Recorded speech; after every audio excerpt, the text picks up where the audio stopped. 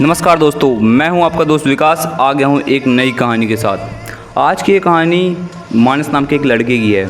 मानस 27 साल का एक नौजवान लड़का था जो कुछ साल पहले ही दिल्ली में पढ़ाई करने के लिए गया था और नौकरी की तलाश में था।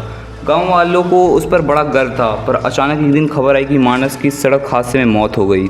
गांव में मातम छा गया। माँ पागल सी हो गई, पिता एकदम चुप। किसी ने सर नहीं देखा क्योंकि दिल्ली से जो बॉडी आई थी वो पूरी तरह जली हुई थी। शक की कोई जगह नहीं बची। मानस अब इस दुनिया में नहीं था।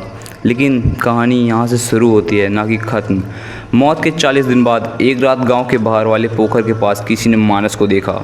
मतलब पहले तो लोगों ने कहा कि यार ये सब मजाक है, वो तो अब जा चुका है, मतलब अब नहीं आएगा, जो जा चुका है वो कैसे आ सकता है। पर जब 2-3 लोगों ने उसी जगह उसी चेहरे को देखा तो डर फैलने लगा। वो इंसान चुपचाप पोखर के पास बैठा रहता, सिर झुकाए।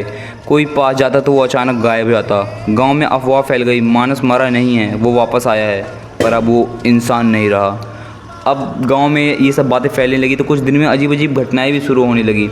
एक रात गांव का चौकीदार रमेश, जो रात में पहरा देता था, अचानक गायब हो गया। उसकी लाठी पोखर के पास टूटी हुई मिली। दूसरे दिन गांव में अचानक से घंटियां बजने लगी। रात भर कुत्ते भौंकते रहे। मानस का पुराना घर जो अब बंद था, उसमें रात को लाइट जलती दिखी, पर कभी कभी किसी की हंसने की धीमी धीमी ठंडी हवा और आवाज़ें भी सुनाई देती। गांव के बुजुर्गों ने कहा, ये कोई आत्मा नहीं बल्कि ये प्रेत है। हो सकता है कि मानस की मौत आम तरीके से ना हुई हो, उसके साथ कुछ गलत हुआ हो और अब वो इंसाफ मांग रहा है।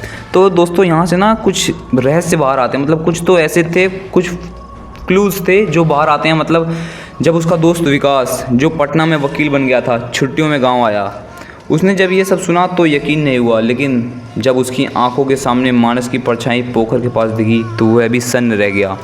विकास ने दिल्ली जाकर मानस का केस दोबारा रीओपन करवाया और वहाँ से कुछ हैरान कर देने वाली बातें उसे पता चली। दोस्तों, मानस की मौत एक एक्सीडेंट नहीं थी बल्कि एक सोची समझी साजिश थी। उसकी कंपनी में उसके नाम पर कुछ फर्जी डॉक्यूमेंट्स बनाए गए थे और करोड़ों की ठगी कर दी गई थी। जब मानस ने इसका विरोध किया तो उसे एक साजिश के तहत मार दिया गया। विकास गांव लौटकर सबको सच्चाई बताता है। अब गांव में एक पंडित को बुलाया जाता है, जो मतलब बेसिकली ताकि मानस की आत्मा को शांति मिल सके। तो पंडित पूजा करवाता है और पूजा के कुछ दिनों बाद तक सब शांत भी रहता। मतलब हाँ, अब मानस जा चुका है, मानस चूक दिया। लेकिन पूजा के कुछ दिन बाद शांति रही, फिर से घटनाएं शुरू होने लगी। जब एक दिन विकास अपने कमरे में बिस्तर पर सो रहा था तो उसने फील किया, मतलब कोई तो उसके बिस्तर के पास खड़ा है। तो विकास बेसिकली एक ब्राह्मण फैमिली से था, उसे एहसास हो गया कि ये कौन है। तो वो समझ गया कि ये मानस है। जैसे उसने आंखें खोली, मानस सामने ही खड़ा था, पर उसकी आंखें काली थी और उसका चेहरा किसी जलते इंसान की तरह था। मानस ने बस इतना कहा, सिर्फ सच बताने से कुछ नहीं होता, सज़ा दिलाओ वरना मैं लौटता रहूँगा।